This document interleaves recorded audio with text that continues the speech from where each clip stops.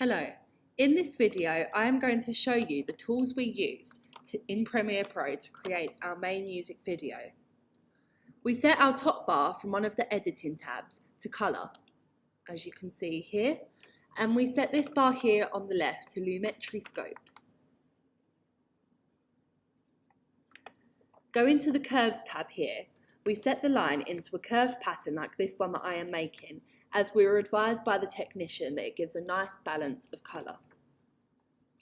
Then you can use basic correction to adjust settings to improve on-screen visuals.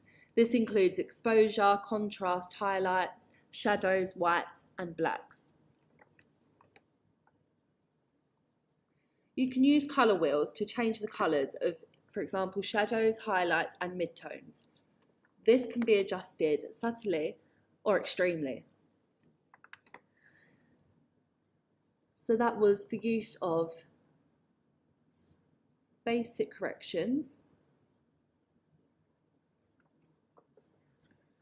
creative, curve, colour wheels, HRL secondary, where you can also adjust the colour, and also the Lumetri Scopes. So do you remember Lumetri Scopes from earlier?